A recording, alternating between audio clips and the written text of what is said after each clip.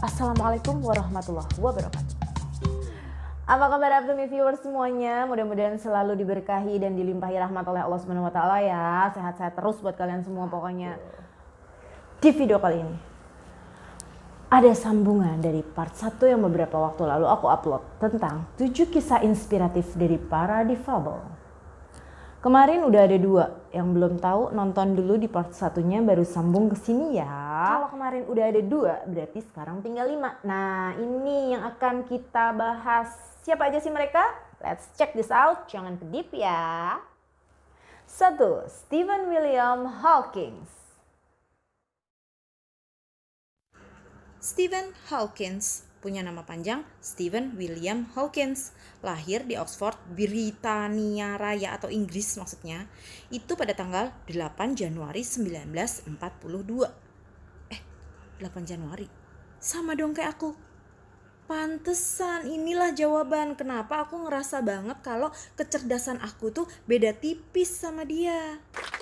Aku tipis maksudnya, kalau dia sih beda ya. Friends, tahu nggak?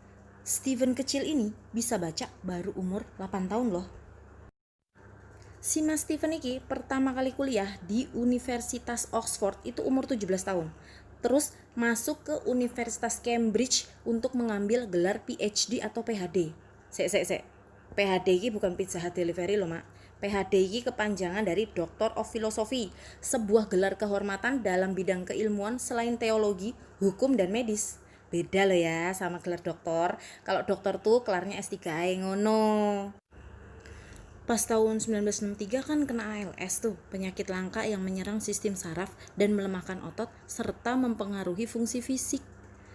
Terus 1985 infeksi peradangan pada paru sampai harus dilakukan prosedur tracheostomi atau pemasangan tabung pernapasan agar oksigen bisa masuk ke paru-paru. Tapi operasi itu membuat dia tidak bisa bicara sama sekali. Makanya dia pakai alat yang di pipi itu buat disambung ke komputer canggih dia untuk berbicara atau berkomunikasi dengan orang lain. I am delighted and honored to receive a special prize in fundamental physics. Selain penghargaan-penghargaan yang tadi ada di layar tuh, sebenarnya masih banyak penghargaan dan kiprah dia di bidang sains. Tapi nggak bisa aku tulis semuanya, nggak cukup nanti waktunya, friends. Itu tadi kisah Stephen William Hawking. Nah, sekarang yang berikutnya adalah Nick Vujicic dan Hirotada Ototake. Nick Vujicic. Apa Nick Vujicic? Kalau ada yang tahu cara bacanya, kasih komen ya, friends. Video yang saat ini lagi kalian tonton nih adalah saat dimana Peter Overton mewawancarai Nick dalam acara 60 Minutes Australia. Nick terlahir dengan memiliki sindrom tetra amelia, sebuah penyakit yang membuat kondisi bayi terlahir tidak sempurna, tidak memiliki tangan dan kaki. Lahir pada tanggal 4 Desember 1982, Nick kecil banyak mendapat bulian dari teman-temannya. Bahkan, saking dia drop dan stresnya, umur 10 tahun dia berniat mengakhiri hidupnya dengan cara menenggelamkan diri di bak kamar mandi di sekolahannya. Berjalannya waktu, Nick mulai bisa menerima keadaannya. Dia pun memulai kehidupan yang lebih baik lagi. Dia semakin mendekatkan diri kepada Tuhannya dan kemudian membantu sesamanya mendirikan yayasan untuk orang-orang yang memiliki sindrom seperti dia dan menjadi motivator untuk orang-orang sehat lainnya. Ada kala di mana kita memiliki masalah yang dirasa sulit dan tidak ada jalan keluar, kita langsung mengeluh dan bisa jadi tidak sadar lalu menyalahkan keadaan. Dan itu berarti menyalahkan yang maha mengatur keadaan dong. Nauzubillah min zalik ya friends, semoga kita tidak termasuk dalam golongan seperti itu. Sekarang kita ke Jepang. Ada Hirotada Ototake. Hirotada Ototake ini lahir di Tokyo pada tanggal 6 April 1976. Terlahir dengan kondisi yang sama dengan Nick, yaitu terkena sindrom tetra amelia.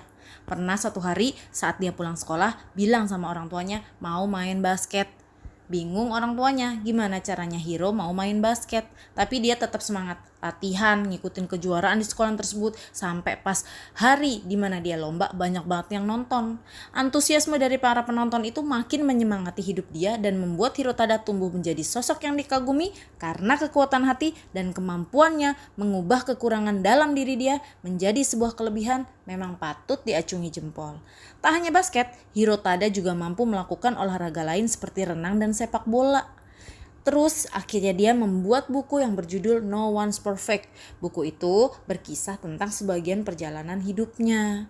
Karena kecintaannya pada tulis-menulis nih, Hiro pun menjadi penulis olahraga dan punya aktivitas lain yaitu sebagai guru. Gitu friends. Itu tadi 2 kisah inspiratif dari para penderita sindrom tetra amelia itu friends. Nah yang ini ada 2 orang lagi dari Indonesia. 1. Angki Yudhistia. 2 adalah Muhammad Fadli Imamuddin. Seperti apa? Seperti apa sepak terjang mereka? Let's check this out dan jangan kedip ya.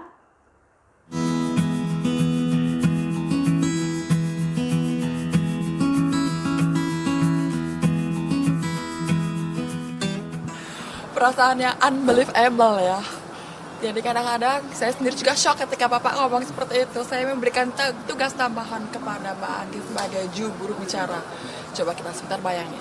Seorang perempuan disabilitas tidak bisa mendengar lalu menjadi juru bicara.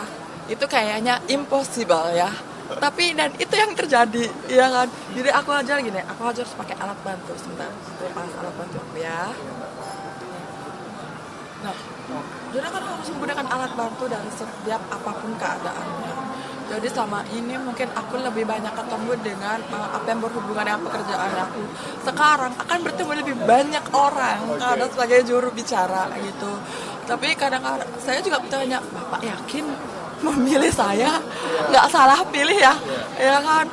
Tapi karena aku jadi merasa ini kesempatan.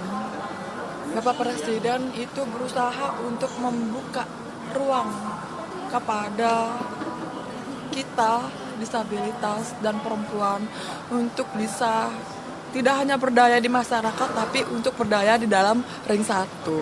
Lahir di Medan pada 5 Mei 1987. Angki kehilangan pendengaran pada usia 10 tahun. Hilangnya kemampuan Angki dalam mendengar dicurigai karena kesalahan penggunaan obat-obatan saat ia menderita malaria. Tapi dukungan keluarga dan orang-orang yang menyayanginya membuat Angki terus melanjutkan studi secara normal. Dengan menggunakan alat bantu di kesehariannya, wanita yang senang menulis buku ini memperoleh gelar masternya pada tahun 2010 di Fakultas Komunikasi London School of Public Relations, Jakarta. Pada tahun 2008, dia terpilih sebagai finalis Abang None dari Jakarta Barat. Pada tahun 2011, Angki menerbitkan bukunya yang berjudul Perempuan Tunarungu Menembus Batas. Tak berhenti berkarya lewat pena, 2013 Angki kembali meluncurkan buku kedua Setinggi Langit dan kembali lagi di tahun 2019 dengan buku terbarunya yaitu Become Rich as Socialpreneur. Nama saya Muhammad Fadli Imamuddin. Pekerjaan utama saya sekarang ini adalah sebagai instruktur di Astra Honda Racing Team dan instruktur di Honda Racing School untuk pembalap muda Honda. Dan saya juga ada sekolah balap 43 Racing School, tetapi saya mempunyai pekerjaan juga yaitu sebagai atlet di Paracycling untuk Indonesia. Pertama kali balap motor itu 2001 dan terakhir 2015. Pada saat kecelakaan itu 2015 balapan berjalan dengan lancar, hanya saja memang ada musibah pada saat saya sudah melewati garis finish di sini. Dan saya rasa saya harus menyapa penonton di tribun karena memang itu pendukung-pendukung saya. Setelah finish saya melambaikan tangan dan saya juga nggak tahu kenapa tiba-tiba ada pembalap di belakang menabrak saya persis di depan sini. Ya Ya bagian dari kehidupan sih, namanya musibah itu pasti ada ya, tapi tergantung dengan kemampuan masing-masing individunya. Saya rasa ini adalah jalan yang terbaik buat saya. Dulu saya balap motor, sekarang saya dapat kesempatan balap sepeda yang sama sekali tidak pernah terpikirkan sebelumnya. Tadi adalah cuplikan video dari Muhammad Fadli Imamuddin dengan Fitness First. Kisah Fadli Imamuddin ini memang berbeda dengan para disabel lainnya, friends. Fadli terlahir normal, bahkan sempat menjadi pembalap motor yang berkiprah di kancah dunia. Namun karena kecelakaan di tahun 2015 dan ia harus kehilangan salah satu dari kakinya, kehidupannya pun berubah. Dengan kekuatan hati dan mentalnya, dia pun tidak menyerah dengan keadaan, lalu merubah kekurangan itu menjadi sebuah kelebihan lainnya. Tidak lagi bisa balap motor, dia pun balap sepeda, malah menjadi juara juga dan mengharumkan nama Indonesia di kancah dunia dalam para cycling gitu. Keren juga kan Mas Fadli ini? Nah, selesai deh 7 kisah inspiratif dari para difabel. Setidaknya apapun agama, suku, bangsa, ras, dan lain-lain dari mereka-mereka ini, ada hal yang bisa kita teladani, bisa kita contoh hal-hal baiknya supaya menjadikan kita juga bisa mensyukuri atas apa yang sudah Allah berikan kepada kita. Gitu maksud aku, friend. Udah, gitu aja kita tutup kisahnya karena udah selesai kan, 7 kisah udah aku beberkan semua. Buat kalian yang punya ide untuk aku review sesuatu atau aku angkat cerita tentang apa gitu, silahkan tinggalkan komentar kalian di kolom komentar di bawah ini. Dan buat yang belum subscribe, jangan lupa subscribe dan dukung terus channel YouTube aku supaya bisa lebih berkembang lagi dan memberikan manfaat buat kita semua. Terima kasih. Andra pamit mundur dulu ya. It's okay not to be okay as long as you are not giving up. Assalamualaikum warahmatullahi wabarakatuh.